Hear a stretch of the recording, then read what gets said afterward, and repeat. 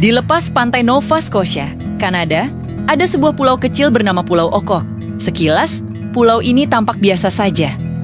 Tapi di bawah permukaannya, tersimpan sebuah misteri yang telah membingungkan dunia selama lebih dari 200 tahun. Ini adalah kisah tentang perburuan harta karun paling terkenal, paling mahal, dan paling mematikan dalam sejarah. Sebuah obsesi yang telah menelan jutaan dolar, melibatkan teknologi paling canggih. Dan yang paling tragis, merenggut 6 nyawa manusia. Mereka semua mencoba menaklukkan satu lubang misterius yang sama yang dikenal sebagai Money Pit. Kisah ini dimulai pada musim panas tahun ke-1795. Seorang remaja bernama Daniel McGuinness saat sedang menjelajahi pulau, melihat sesuatu yang aneh. Di antara pepohonan, ada satu pohon ek tua yang dahannya tampak seperti telah dipotong dan digunakan sebagai katrol.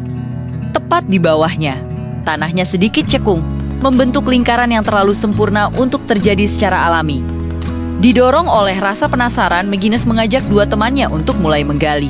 Mereka tidak perlu menggali terlalu dalam. Hanya 2 kaki di bawah permukaan, sekop mereka membentur sesuatu yang keras. Sebuah lapisan papan kayu ek yang sengaja diletakkan. Ini bukanlah fenomena alam. Ini adalah konstruksi buatan tangan. Semangat mereka berkobar. Mereka terus menggali, dan sebuah pola mulai terlihat. Setiap 10 kaki, atau sekitar 3 meter, mereka menemukan lapisan yang sama. Papang kayu ek, kemudian lapisan arang, lalu lapisan dempul kapal, dan bahkan lapisan serat kelapa yang berasal dari daerah tropis, ribuan mil jauhnya dari Kanada. Jelas sekali, seseorang telah bersusah payah untuk membangun struktur ini, seolah-olah untuk melindungi sesuatu yang sangat berharga. Namun, hanya dengan peralatan sederhana, tenaga mereka habis dan penggalian terpaksa berhenti. Misteri itu tertidur kembali, menunggu untuk dibangunkan. 9 tahun kemudian, kabar tentang lubang aneh ini sampai ke telinga sekelompok investor kaya yang membentuk The Onslow Company. Dengan dana dan tenaga kerja yang lebih besar, mereka kembali ke Money Pit, bertekad untuk mengungkap apa yang ada di dasarnya. Mereka menggali lebih dalam dari sebelumnya, melewati lapisan demi lapisan yang ditemukan McGuinness. Penggalian terus berlanjut hingga kedalaman 10 kaki, atau sekitar 27 meter. Di sanalah mereka menemukan petunjuk paling menggemparkan sekaligus paling menakutkan, sebuah batu besar berukir simbol-simbol aneh yang tidak mereka kenali. Batu prasasti ini menjadi kunci utama dalam legenda Pulau Oka bertahun-tahun kemudian. Setelah berbagai upaya penerjemahan, sebuah pesan mengerikan berhasil diuraikan. Pesan itu berbunyi, 40 kaki di bawah, 2 juta pound sterling terkubur. Bayangkan kegembiraan mereka. Harta karun itu nyata, dan mereka hanya selangkah lagi dari kekayaan yang tak terbayangkan. Tapi kegembiraan itu tidak bertahan lama. Saat mereka mengangkat batu itu untuk melanjutkan penggalian, sesuatu yang mengerikan terjadi. Tiba-tiba, dari dasar lubang, air laut mulai menyembur masuk dengan deras. Dalam sekejap, lubang yang mereka gali dengan susah payah terisi penuh oleh air. Mereka mencoba memompanya keluar minggu demi minggu, tapi sia-sia. Setiap kali air berhasil dikurangi, air laut akan kembali membanjiri lubang dengan kecepatan yang sama. Mereka baru menyadari bahwa mereka tidak hanya berhadapan dengan sebuah lubang, tapi sebuah jebakan yang sangat cerdas. Sang arsitek misterius Money Pit ternyata telah membangun serangkaian terowongan bawah tanah yang rumit, yang terhubung langsung ke pantai. Terowongan ini dirancang sebagai saluran air otomatis yang akan membanjiri lubang setiap kali penggali mendekati harta karun. Ini adalah sebuah mahakarya rekayasa hidrolik yang dibangun ratusan tahun sebelum teknologi modern ada. Sejak saat itu, setiap ekspedisi, tidak peduli seberapa canggihnya, selalu dikalahkan oleh jebakan air yang sama. Pertanyaan besarnya adalah, siapa yang mampu merancang dan membangun struktur serumit ini? Skala proyek ini menunjukkan pengetahuan rekayasa yang luar biasa dan sumber daya yang sangat besar. Berbagai teori pun bermunculan.